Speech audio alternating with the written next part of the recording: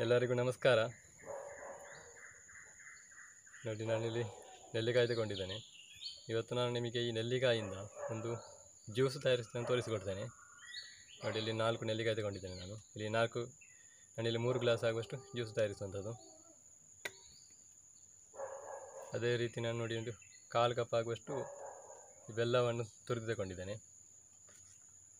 ಅದೇ ರೀತಿ ಒಂದು 1/4 ಇಂಚಿನಷ್ಟು ಶುಂಠಿಯನ್ನು ಕಟ್ ಮಾಡಿ ತಗೊಂಡಿದ್ದೇನೆ. ಅದೇ ರೀತಿ ನೋಡಿ, ಇಲ್ಲಿ ಒಂದು 3 ಏಲಕ್ಕಿ ಇದೆ. ನೋಡಿ, 3 ಏಲಕ್ಕಿ ತಗೊಂಡಿದ್ದೇನೆ. ಒಂದು ಚಿಟಿಕೆ ಉಪ್ಪು ತಗೊಂಡಿದ್ದೇನೆ. ಅದೇ ರೀತಿ ಒಂದು ನಿಂಬೆ ತಗೊಂಡಿದ್ದೇನೆ. ನೋಡಿ, ಸ್ವಲ್ಪ ಜೇನುತುಪ್ಪ ಕೂಡ ತಗೊಂಡಿದ್ದೇನೆ.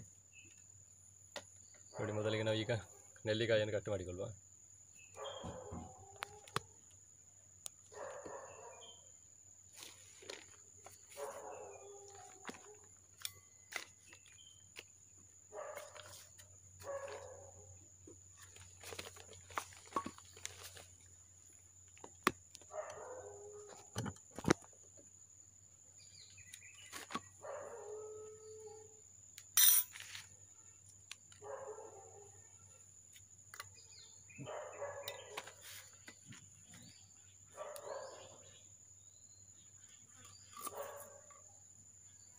ನೋಡಿ, ನಾವು ಬೀಜದಿಂದ ನೆಲ್ಲಿಕಾಯನ್ನು ಸಪ್ರೇಟ್ ಮಾಡಿಕೊಳ್ಬೇಕು.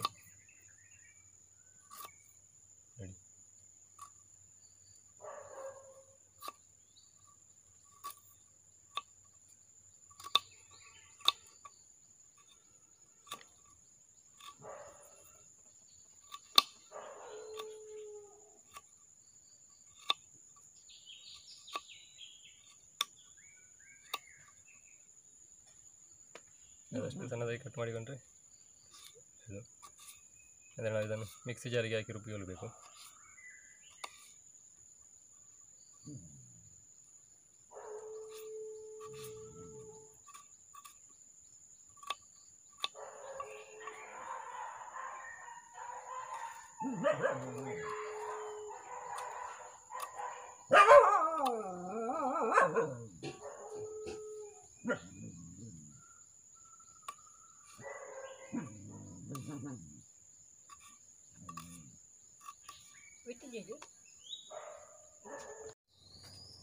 ನೋಡಿ, ನೆಲ್ಲಿಕಾಯಲ್ಲಿ ನಾನು ಕಟ್ ಮಾಡಿ ಇಲ್ಲಿ ತಗೊಂಡಿದ್ದೇನೆ. ನೋಡಿ, ಇದನ್ನು ಮಿಕ್ಸಿ ಜಾರಿಗೆ ಹಾಕಿಳ್ತಿದ್ದೇನೆ.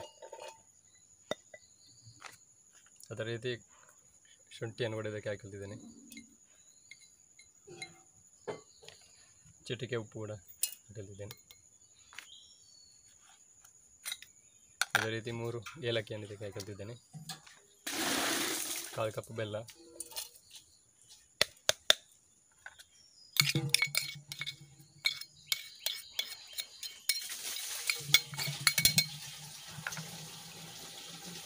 ಅದೇ ರೀತಿ ನಾವು ಇದಕ್ಕೆ ನಿಂಬೆಹಣ್ಣು ಹಾಕಿಕೊಳ್ಬೇಕು.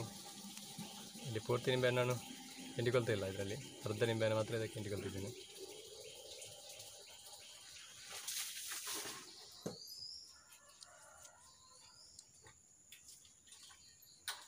ಈಗ ಅರ್ಧ ನಿಂಬೆ ರಸ.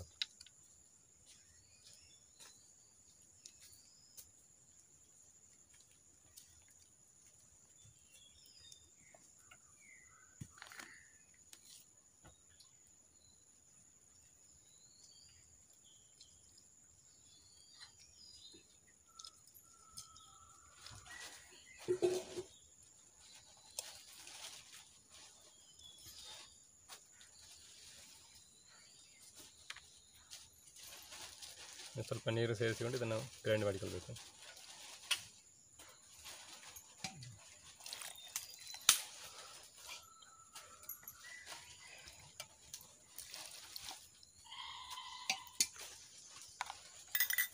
ಈಗ ನಾವು ಇದನ್ನು ಗ್ರೈಂಡ್ ಮಾಡಿಕೊಳ್ಳುವ.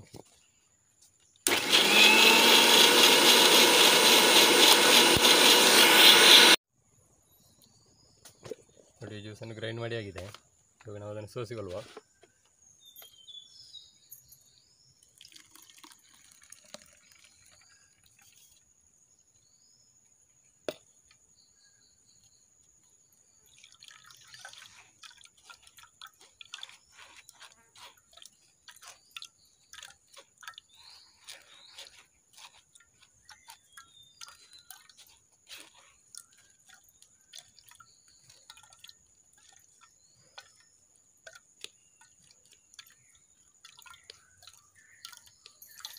ನಾವು ಇದನ್ನೊಂದು 2-3 ಸಲ ಹೀಗೆ ಗ್ರೈಂಡ್ ಮಾಡಿಕೊಳ್ಬೇಕು. ನೋಡಿ, ನಾವು ಇನ್ನೊಮ್ಮೆ ಮಿಕ್ಸಿಗೆ ಹಾಕಿ ಗ್ರೈಂಡ್ ಮಾಡಿಕೊಳ್ವ. ಹಾಗೆ ಒಂದು 2-3 ಸಲ ಗ್ರೈಂಡ್ ಮಾಡಿಕೊಳ್ಬೇಕು.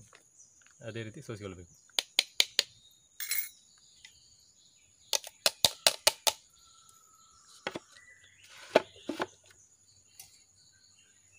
ನೀರು ಸೇರಿಸಿಕೊಂಡು ಸೋಸಿಕೊಳ್ಳಿ. ಈಗ ಗ್ರೈಂಡ್ ಮಾಡಿಕೊಳ್ಳುವ.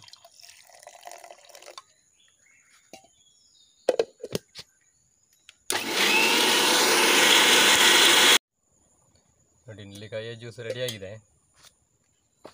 ಇವಾಗ ನಾನು ಅದಕ್ಕೆ ಜೇನುತುಪ್ಪ ಸೇರಿಸಿಕೊಳ್ತಿದ್ದೇನೆ. ನಾನೊಂದು 6 ಚಮಚ ಆಗುವಷ್ಟು ಜೇನುತುಪ್ಪ ಹಾಕಿಕೊಳ್ತಿದ್ದೇನೆ.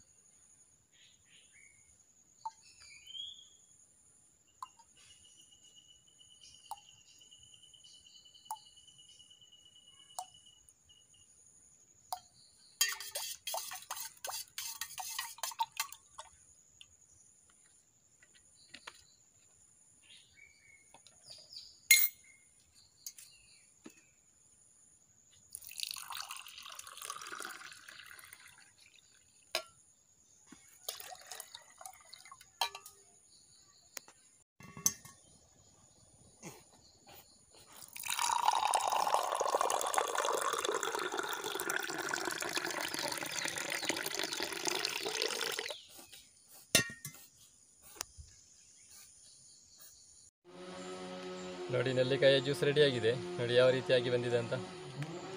ನೋಡಿ, ಇದರ ಟೇಸ್ಟ್ ನೋಡುವ ಮುನ್ನ ಇದರ ಸ್ವಲ್ಪ ಉಪಯೋಗಗಳನ್ನು ನಾನು ನಿಮ್ಮ ಮುಂದೆ ಹೇಳಲಿಕ್ಕೆ ಇಷ್ಟಪಡ್ತೇನೆ. ಈ ನೆಲ್ಲಿಕಾಯಿಯಲ್ಲಿ ವಿಟಮಿನ್ ಸಿ ಎನ್ನುವಂಥದ್ದು ಹೇರಳವಾಗಿದೆ. ಇದು ನಮ್ಮ ಈ ಚರ್ಮದ ಆರೋಗ್ಯಕ್ಕೆ ಮತ್ತು ಈ ಚರ್ಮವನ್ನು ಗ್ಲೋ ಆಗಿ ಕಾಣಲಿಕ್ಕೆ ಇದು ಹೆಲ್ಪ್ ಮಾಡ್ತದೆ. ಅದೇ ರೀತಿ ನಮಗೆ ಕೂದಲು ಉದುರುವಂಥ ಸಮಸ್ಯೆಯನ್ನು ಕೂಡ ಇದು ನಿವಾರಿಸ್ತದೆ. ಡಯಾಬಿಟೀಸ್ ಕೂಡ ಇದು ಒಳ್ಳೆಯದು. ಇನ್ನು ಹೇಳೋದಿದ್ದರೆ ಈ ಈರುಳು ಕುರುಡುತನ ಅಂತ ಆಗ್ತದೆ ಅಥವಾ ಕಣ್ಣಿನಲ್ಲಿ ಪೊರೆ ಬರುವಂಥದ್ದು, ಈ 2 ಸಮಸ್ಯೆಗಳನ್ನು ಇದು ನಿವಾರಿಸಲಿಕ್ಕೆ ನಮಗೆ ಹೆಲ್ಪ್ ಮಾಡ್ತದೆ. ಇನ್ನು ಹೇಳಬೇಕಂದ್ರೆ ಈ ನೆಲ್ಲಿಕಾಯಿಯಲ್ಲಿ ನಮಗೆ ಹಲವಾರು ಪ್ರಯೋಜನಗಳ ಜೊತೆಗೆ ಈ ರೋಗ ನಿರೋಧಕ ಶಕ್ತಿ, ನಮಗೆ ಈ ಕಾಯಿಲೆಗಳನ್ನೆಲ್ಲ ಶರೀರಕ್ಕೆ ಬರದಂತೆ ತಡಿಲಿಕ್ಕೆ, ನಮ್ಮ ಶರೀರದಲ್ಲಿ ರೋಗ ನಿರೋಧಕ ಶಕ್ತಿಯನ್ನು ಹೆಚ್ಚು ಮಾಡಲಿಕ್ಕೆ ಈ ನೆಲ್ಲಿಕಾಯಿ ಎನ್ನುವಂಥದ್ದು ಹೆಲ್ಪ್ ಮಾಡ್ತದೆ. ಈ ಕ್ಯಾನ್ಸರ್ನ ವಿರುದ್ಧ ಕೂಡ ಇದು ಹೋರಾಡ್ತದೆ. ಶರೀರದಲ್ಲಿರುವಂಥ ಈ ವಿಷಕಾರಕ ಅಂಶಗಳು, ಆ್ಯಂಟಿಟಾಕ್ಸಿನ್ಸ್ ಅಂತ ಹೇಳ್ತೇವೆ, ಇದನ್ನು ಕೂಡ ಇದು ಹೊರ ಹಾಕಲಿಕ್ಕೆ ನಮಗೆ ಅನುಕೂಲವಾಗಿದೆ. ಶರೀರವನ್ನು ಒಂದು ಸ್ವಚ್ಛಗೊಳಿಸ್ತದೆ ಈ ನೆಲ್ಲಿಕಾಯಿ. ಹಾಗೆ ಈ ನೆಲ್ಲಿಕಾಯಿಯಿಂದ ನಮಗೆ ಹಲವಾರು ಪ್ರಯೋಜನ ಉಂಟು. ನೋಡಿ, ಈಗ ಅದರ ಜ್ಯೂಸ್ ರೆಡಿಯಾಗಿದೆ. ಅದರ ನಾವು ಕೊಡ್ತೀವಿ, ಟೇಸ್ಟ್ ನೋಡುವ.